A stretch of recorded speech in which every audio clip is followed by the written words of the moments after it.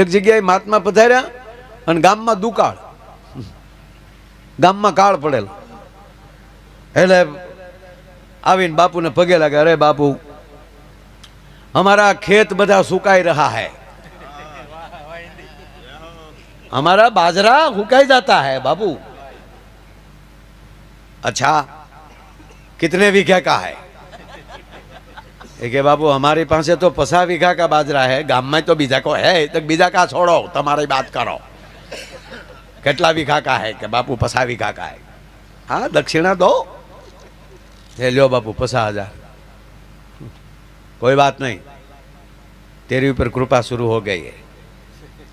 सुबह देखना तेरा एकले का खेतर भीना हो जाएगा. तो बाबू 50,000 में हवार थયું ને તો ગામ જાગ્યું ને તો આનું ખેતર પી ગયેલું. બોલો. અને પછી જે ગામ દળ્યું, ક્યાં બાત હે બાપુ, હે કે ક્યાં બાત, અરે હિમાલય से आए है. બહુ આગેથી આવે ને પાછું બહુ આપણે ઓળખતા નહીં, ત્યાં બહુ ન જવું. અહીંયા તો આ પેઢીઓથી ઓળખીએ છીએ, એના પગ પકડવા, અજાણ્યામાં માથા ન મારવા. તો ઓલો બીજે દી બીજો, બાપુ हमारा तो 20 बीघा का है, तो 20,000 रख दो.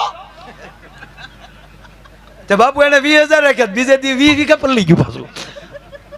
પછી તો બાપુ ગામને શ્રદ્ધા બેસી જાય ને, ક્યાં બાત હે. એક જણો, બાપુ मेरा 10 बीघा का, कोई बात नहीं 10 बीघा का रख दो, गूगल पे कर दो.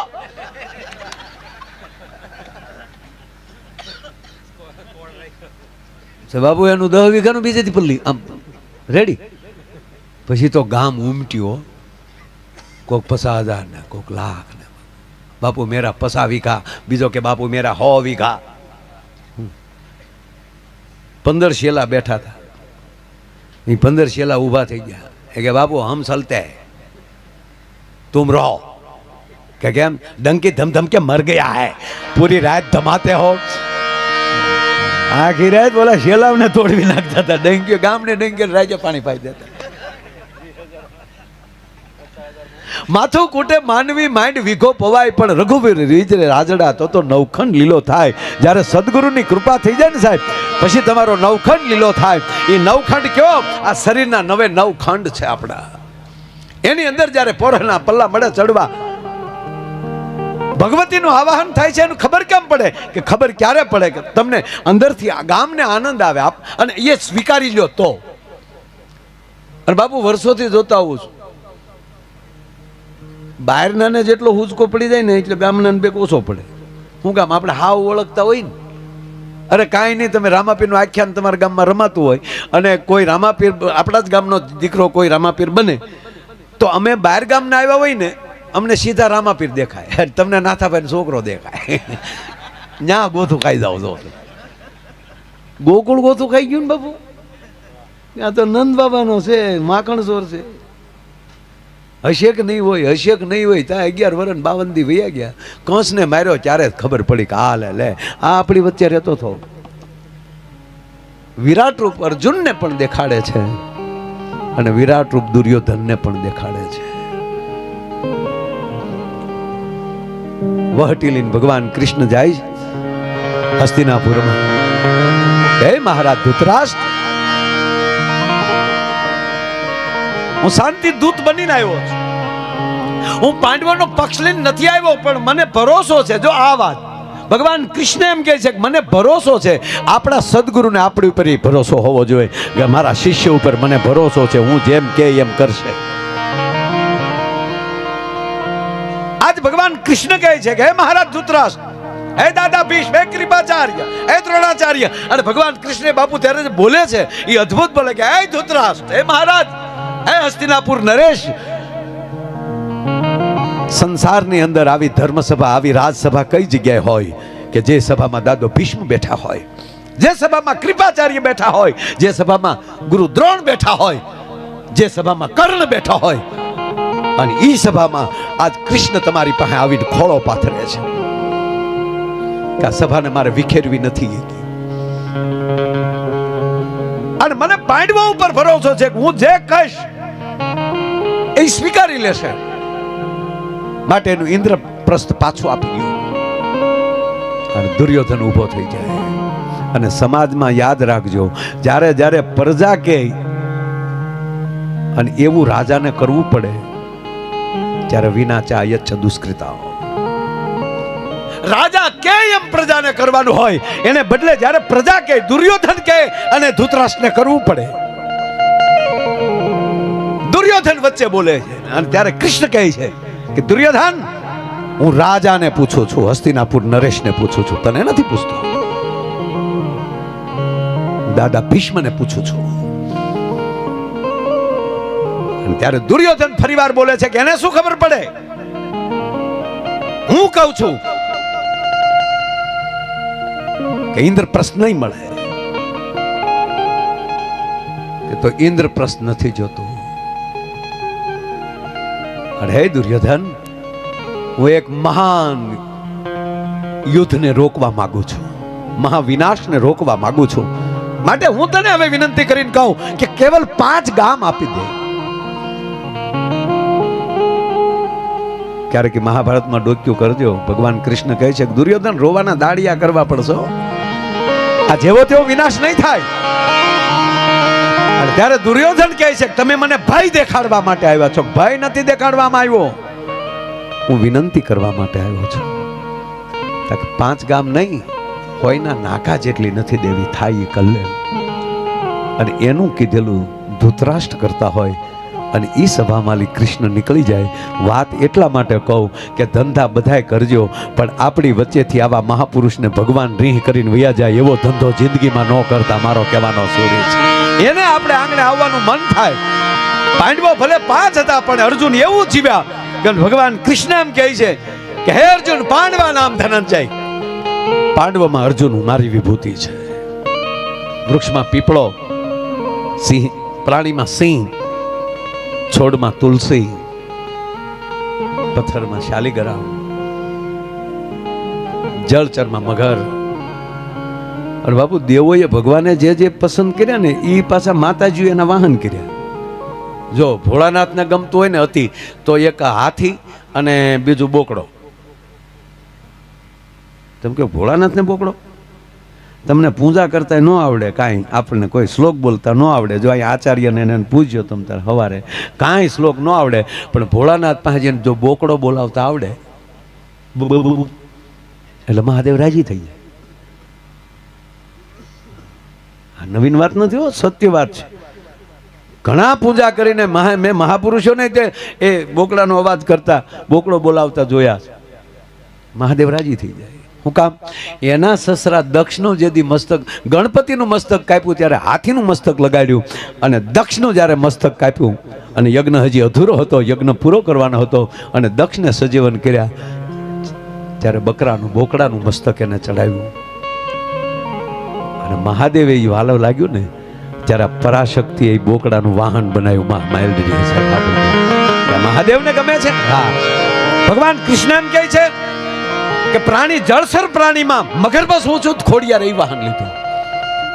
હે અર્જુન, પ્રાણીમાં સિંહ હું છું, તો ભવાનીએ સિંહ એનું વાહન કર્યું. જે નારાયણને, જે મહાદેવને જે વસ્તુ ગમે છે એ શક્તિઓ એના વાહન બનાવ્યા છે. અને આપણે ઘણા પાછા ધૂણીને એમ કે માતાજીને બોકડો ખડાવો, લે આવી નાલી તો પાછા ફરો યાર. આપણા વાહનનો કોકે કાચ પડ્યો હોય તો આપણો મગજ વયો જાય, તો માતાજીના વાહનને આખે આખું લઈ લેતા હોય છે. અંધશ્રદ્ધામાંથી બહાર આવો. કોઈ એવું ચડાવતા હોય તો આપણને કઈ વાંધો નથી, નહીતર પાછું ઈ કાંઈ લાવી શકે, માફી માંગો. આમાં અમારા તો મરા છે હો, મારા હો. હા હા,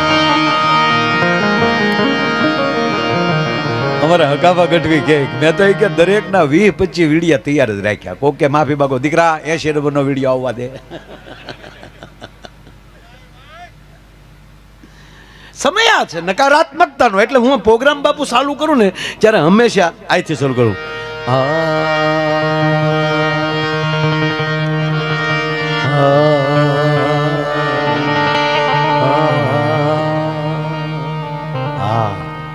આપણી માએ પહેલો વહેલો શબ્દ આપણને શીખવાડ્યો હોય ને, પહેલું વહેલું આપણે બોલતા શીખ્યા હોય ને, એનું એ શબ્દ છે હા. ઘોડી એમ નાખી દે, 6 મહિનાના હોય, કાંઈ ખબર ન હોય આપણે કોણ છીએ. માં એમ કહેતે હા બોલું હા. માં પહેલી એમ કહે છે કે દીકરા જગતમાં મોટો થા ત્યારે હકારાત્મક રહેજે. હા હા હા, આવું થોડું હોય મર્યો, હકારાત્મક. હા બાપા હા હા. અને એને પાછા માનો ખોળો વયો જાય એટલે બાપુ સદગુરુનો ખોળો મળે. અને સદગુરુ પાછો જીરે વાલા તાકા ભજનમાં હા હા હા. આ ઠેઠ સુધી જે હા હા કરતો વયો જાય ને એ આમ જવો ખોયાથી લઈને ખાપણ સુધી જવાનું છે. ઘોડિયાના ખોયાથી લઈ અને ખાપણ સુધી જવાનું છે. આ બધાયમાં જે હકારાત્મકતા જીવી ગયો હશે એને જ આ સદગુરુ સ્વીકારશે. અને ગુરુ બે જ છે. પ્રથમ ગુરુ છે એ માં છે. એ ભલે ભાઈ કમલેશ તો ક્યાંય ખાલી ખાલી, પણ પાયામાં માં છે. પ્રથમ કોઈ ગુરુ હોય તો માં, અને પછી ઈ માની કૃપાથી સદગુરુનો ખોળો. અને માં અને ગુરુમાં ફરક એટલો કે માં છે એ કુખથી જ્ઞાન આપે છે અને આ સદગુરુ પછી મુખથી જ્ઞાન આપે છે. અને જે માવું એ કુખથી જ્ઞાન આપે ને માડી એના જ સંતાનો આવા મહાપુરુષોની મુખની વાણી સાંભળે છે. એ વાત 100%ની. બાકી હમણાં એક બાળકનો જન્મ થયો ને હોસ્પિટલમાં, બાપુ તે સીધો પુષ્પન ડાયલોગ બોલ્યો. બોલો, જન્મતા આવે તો મારા હમ નગર જે વસ્તુ જ્યારે સારી લાગતી ત્યારે લાગે. જન્મતા વેદ બાળક રડે તો જ સારું લાગે. જન્મતા વેદ રડે ને તો જ સારું લાગે. નગર હાસ્ય સારું જ છે. જન્મતા વેદ બાળકે ચાહે દાંત કાઢે મને દાખલો આપો, હું એનું ગામ મૂકીને વયું જાય, કોણ આવ્યો ભૂતના પેટનો, એમને ના રડે તો જ સારું લાગે. અને આ છોકરો તો રડ્યોય નહીં ને હસ્યોય નહીં, સીધો બોલ્યો. ડોક્ટર જે આમ સાફ કરતા હતા ને ત્યાં બોલ્યો. આમ આમ આટી મારીને હાથ ઉપર બેસી ગયો છોકરો, એટલી ટાબરી ફટ દે. ડોક્ટર સામું જઈને કે ઝુકેગા નહીં ચાલા. તા તો ડોક્ટર હાથમાં મૂકાઈ ગયો, તારી ભલી થાય. પણ મારો પીડ્યો પણ ગાડલામાં, પણ બિલાડી ઘોડે સીધો જ પીડ્યો.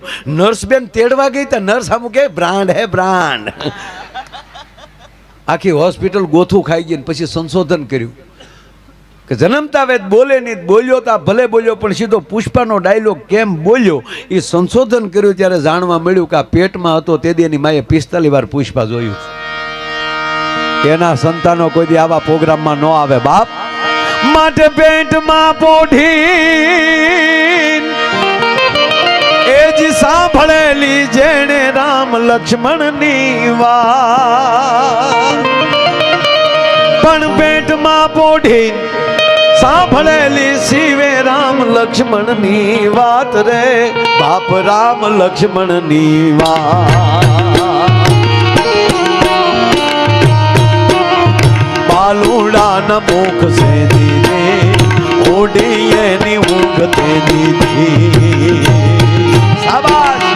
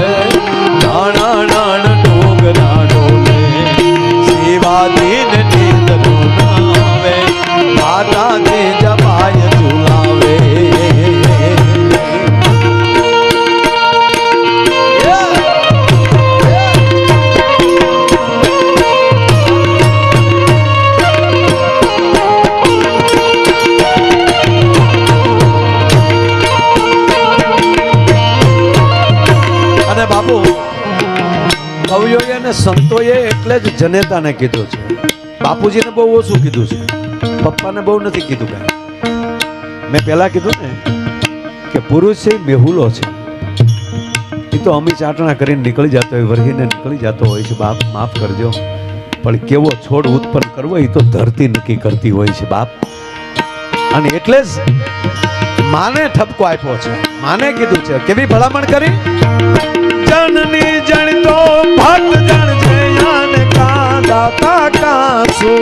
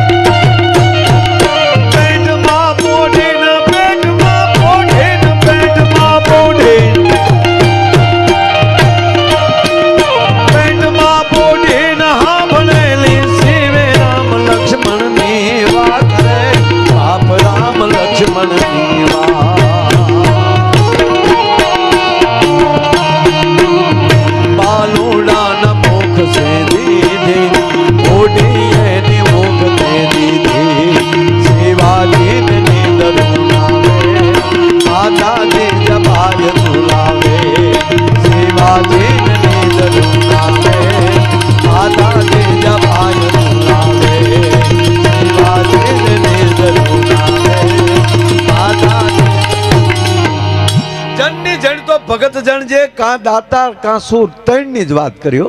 એટલે જ આપણા 11 લાઈનમાં 3 તાર આવે.